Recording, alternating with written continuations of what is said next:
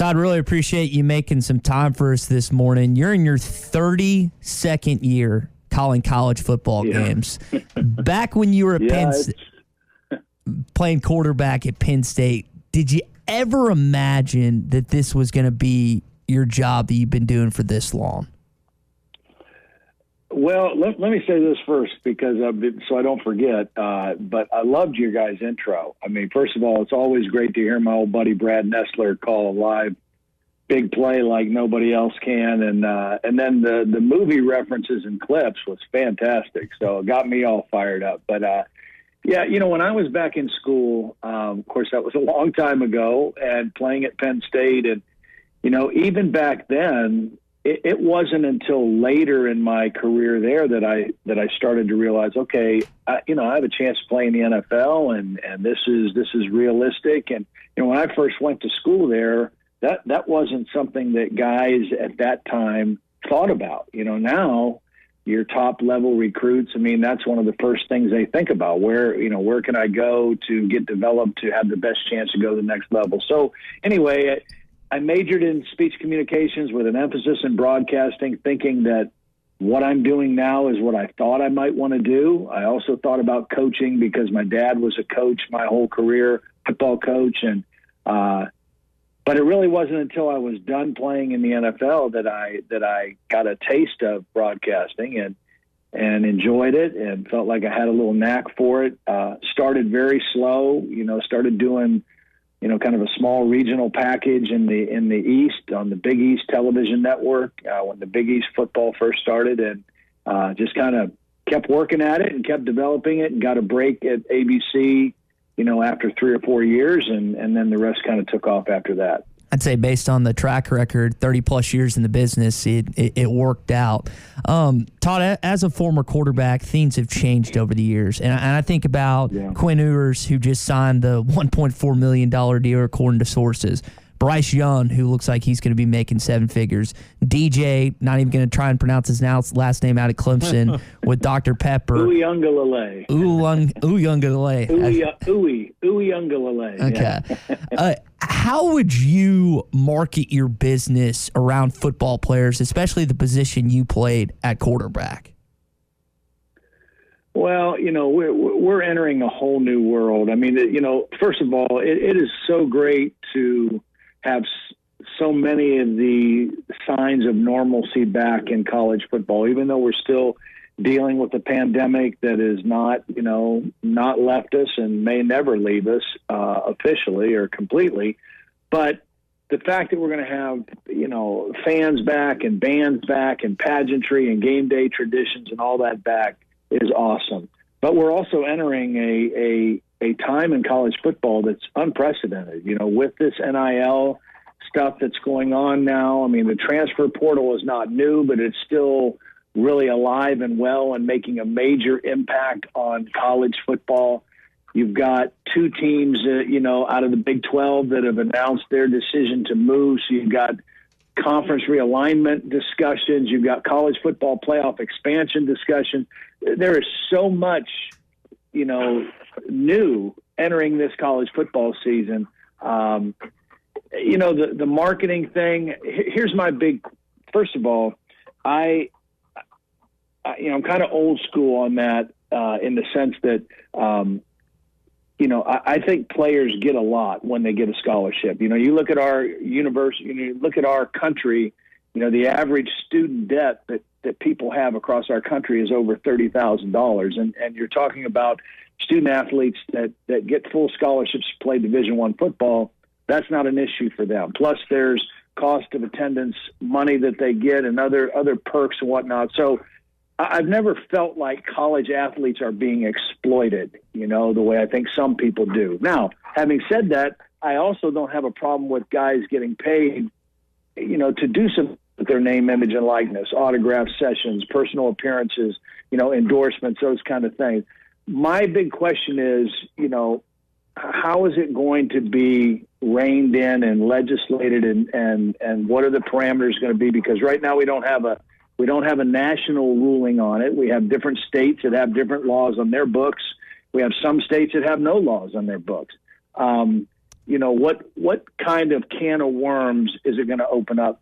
Because anytime there's change, as good as it appears on the surface, there's always unintended consequences. And so that's what I think we're just going to have to work our way through these first couple of years. And when you talk about a guy like Bryce Young, and I have Alabama in my first game, okay, so he's thrown 22 passes in his college career.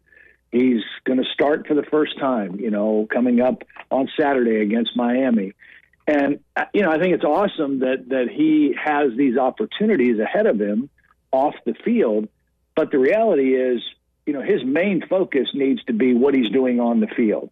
And secondarily, and in many cases, even primarily, what he's doing in the classroom at the University of Alabama, because he is still a student athlete, even though he's going to get paid like a professional in some sense.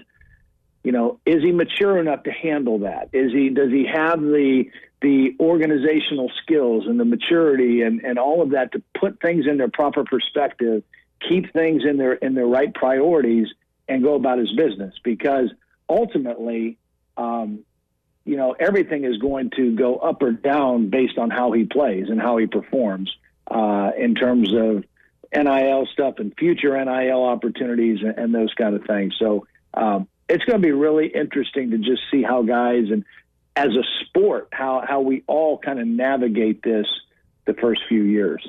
Todd Blackledge with us here on the Morning Rush. You mentioned the Alabama-Miami game that you'll be on the call for this weekend. Clemson-Georgia is the other huge blockbuster matchup. How much weight will these two games in particular have for the college football playoff standings when they come out, and ultimately in the end when they select the 4 teams? Well, I think they're great because I love these kind of matchups early in the season. So I don't think that a loss in a game like that is going to necessarily rule someone out of the college football playoff discussion. That's not really been the case. And so, we're at a full season this year, full schedule of games. I think these kind of matchups early are awesome. And there's a whole bunch of them, across the landscape of college football during the first 3 weeks of the season this year. So, from a fan's perspective, you're going to get to see some really cool matchups. I just think they're really interesting games. The game that I have, you've got an Alabama team that has recruited and developed and reloaded better than anybody we've ever seen in college football. They lost 8 guys in the first 40 picks of the last NFL draft, and yet they're still ranked number 1. Their defense is going to be the strength of their team, to start off. But, how good can their offense really be when you consider they lost, so many first-round draft picks? They have a new offensive coordinator. They have other new offensive assistants. So a little bit of a question mark just on how quickly that offensive unit comes together. Miami, on the other hand, De'Aaron King seems to be 100% healthy after his knee surgery, after that he injured in the bowl game. And he's the kind of guy from a skill level and talent level, he gives Miami a chance. And, Miami was 8-3 last year. They did not play well, particularly in stopping the run, against the better teams they faced. But they've got talent. They got some good players out of the transfer portal that'll make major impacts on their team this year. And so that's an exciting matchup. And then, the other one, to me, I think if Georgia is ever going to make their run and overtake Alabama, I think this year is as good as any for them. I think they've got a lot of the pieces in place. And JT Daniels can stay healthy at quarterback and play the way he did to the similar level that he did the last 4 games of the year. I think Georgia has a chance to make a really good run this year. So great matchups, exciting for the fans. I'm excited that I get to, as soon as I leave the booth on my game in Atlanta, I get to pull up a chair somewhere and watch Clemson and Georgia, because I think that'll be a great one too. Yeah, I think we're all looking forward to that. And you mentioned Georgia there. Their only shot at Bama would be in the building you're going to be in this weekend in an SEC championship game. Let's look at the SEC West. Oftentimes the discussion isn't who's going to win the West, but maybe who can finish second to Bama. I don't know if that's exactly where we're at, but it seems to be where we're starting the year. Who do you think are the other teams? Is it A&M? Can LSU rebound again and get back on track? Who are the other teams you like in the SEC West this season? Yeah, well, I agree. I do think they are still kind of chasing Alabama, and that's despite the fact that Alabama lost all the guys they did. I think A&M's the closest right now, but they're breaking in a new starting quarterback. Kellen Mond felt like he played there for about 8 years, but he was there a long time, started a lot of ball. But they've got a lot of pieces. I think Jimbo has built that program very well. They're recruiting very well. They're physical on both sides of the football. I think Mike Elko is an outstanding defensive coordinator. And so I think A&M is the closest, but we'll see what their quarterback does. LSU is going to bounce back. I mean, they recruit too well. Their talent level is too high. They'll bounce back after, what was kind of an odd year for them last year. They're breaking in two quarterbacks. Both of them are not overly experienced, but also for them, new offensive coordinator, new defensive coordinator. And I'll tell you, their opening game is no picnic because, not only did UCLA play last week in week 0, they played and they won and they looked pretty impressive. And you got an LSU team that had to displace this week because of the hurricane and train in Houston. Now they're going to make a cross-country flight to play a team that's already played one game. That's a difficult task. So we'll see how that plays out. Auburn's got talent, new coach, new system. But I think Brian Harson's a really good football coach too. But I think probably A&M and LSU are the closest right now, but there's still a gap. Todd Blackledge, ESPN college football analyst, with us here on the Morning Rush. Todd, let's go back to 2011. You heard the Auburn clip, Joe Adams, 92 yards on the sideline. You were also there for the game when they played North or South Carolina. Jake Beckett comes off the edge and just pulverizes Connor Shaw. What do you remember about the Fayetteville, Arkansas atmosphere, and where does it stack up against the other premier college football stadiums across the country? I really do love doing games in Fayetteville, and it's been a long time, and I'm anxious to come back because I just think it's really unique. Now, I also did a game, I know one, maybe even 2 games in Little Rock, which was unique, but the Fayetteville experience, I just think is as good as anywhere, and it's probably a little kind of a hidden gem that people don't appreciate or know or recognize, but I think the fact that, it's such – the University of Arkansas and Razorback football is just so loved by everybody in the state, and it's such a big deal, and you feel that. I mean, you feel that on game day there, the experience, the sights, the sounds, the smells, and I love the opportunities I've had to do games in Arkansas. I used to do my Taste of the Town food segment, and I did 3 great food segments there in Fayetteville. I remember doing one place I don't even think is open anymore. It was Mama Dean's Soul Food, and I did Doe's and I did Herman's, and all of them were fantastic. And so, looking to bring that segment back this year, I think, on our college football show. Wow. I look forward to the opportunity to come back to Fayetteville. We buried the lead. Holy cow. Hang on here. Stop a minute. Because we've been talking about, we missed it. Why did it go away to begin with? And what's finally bringing it back? Well, and I am kind of probably getting ahead of myself because we're going to introduce it on that we're bringing it back on Saturday. But, it's been 7 years since I did it. 2013, I believe, was the last year. 14 was the last year we did it. It went away just because it was just kind of hard without it being sponsored. It was hard to fit it into the games at certain times. I got a little frustrated because of that because I knew how popular it was and how much people liked it. And I just couldn't seem to convince all the people in Bristol or New York that it was worthy of some kind of sponsorship. So anyway, it kind of went away, and I let it rest for a while. And it's something. I still look for those kind of places, and I still enjoy it. But the crazy thing is, 7 years later, I still have people all the time, whether it's people I run into at the airport or hotels or on Twitter or ask me about it, wonder where it went, when's it coming back, can't you bring it back? And So I decided, you know what, we are going to try to. It may not look the same,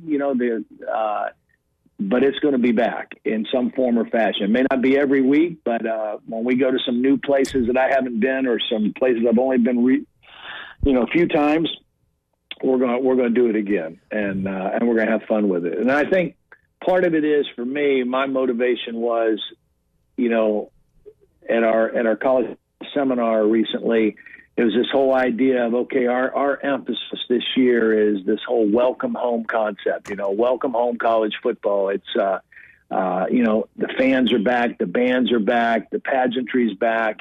And in my mind, there's nothing that says welcome home to college football any better than Taste of the Town. So we're going to try to welcome that back as well. Man, I'm excited. Yeah. Now, you probably already got a place picked out for Atlanta, Todd. But if you don't, if you're still kind of in the works, JR Cricket's Wings down there, the original, it's a go-to, man. And we really appreciate it. All right, well, go ahead. Oh, that's good to know. I'm always up for tips and pointers. And like I said, we're going to do something a little different this first week. We're not going to actually go out and do a segment this first week. We're going to kind of just get it introduced again, and then the next week, if we're in a normal, smaller college town, we're going to fire one up. So we'll see how things go. Well, Todd, we hope to see you in Fayetteville this year. That's what I was going to say. I hope so too. Yeah, I hope so too. And you know what? I'll say this. I think the job that Sam Pittman and his staff did last year was remarkable. And I know it was a crazy year and a COVID year, and everybody was affected and impacted in different ways. But I mean, the reality is, last year, and I got to believe, even better in year two, Arkansas was competitive in the SEC. And it's been a long time since people have been able to say that. You look at the 3 years prior to that, only one win in conference. And, to win 3 last year in the league,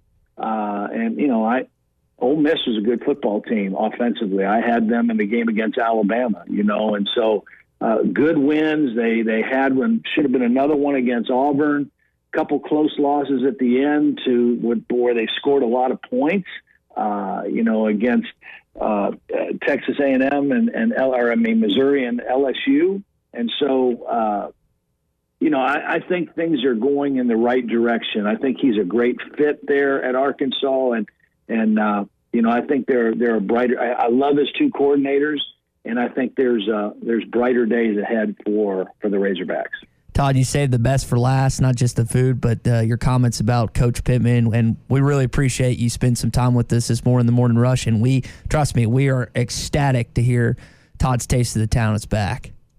Good. The other thing I'll say, there's 2 things I look for when I go to do college football games that I have a special kind of eye or antenna out for. One is the little hole in the wall, great places to eat. The other is great names of college football players. And you guys have one on the Razorbacks, your outside linebacker, Bumper Pool. I think that is a great, great college football name. Right. Well, we'll see you when you get to Fayetteville.